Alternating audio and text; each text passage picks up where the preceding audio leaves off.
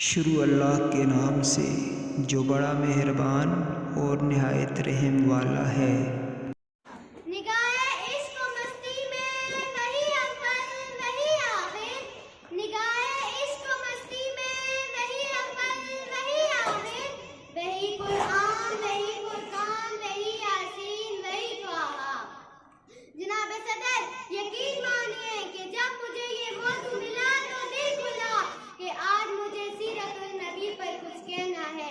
جناب صدر یقین مانیے کہ جب میں سیرت النبی کا تذکرہ کرتی ہوں تو مجھے طائف کی وادی میں پتھر کھا کر بھی ہدایت کی دعا دینے والے نظر آتے ہیں۔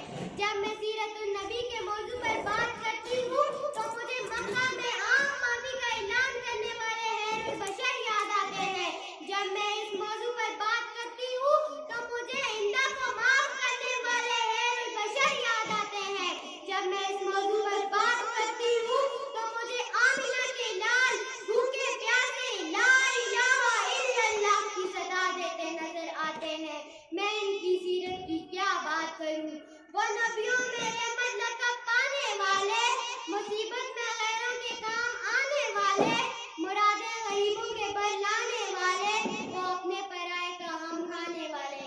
جناب صدر آج کی دنیا والے تو کسی کی دیانت پر ناز کرتے ہیں، تو کسی کی خوبصورتی کی بات کرتے ہیں، تو کسی کی سخاوت پر ناز کرتے ہیں، تو کسی کی امانت پر ناز کرتے ہیں۔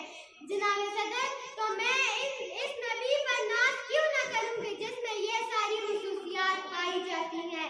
جناب صدر میرے نبی کے اندر عدالت تھی جس سے اس عمر فاروق اعظم بنے، میرے نبی کے اندر صداقت تھی جس سے عمر فاروق بنے، میرے نبی کے اندر شجاعت تھی جس سے عثمان غنی بنے، میرے نبی کے اندر سخاوت تھی جس سے علی شیر خدا بن گئے۔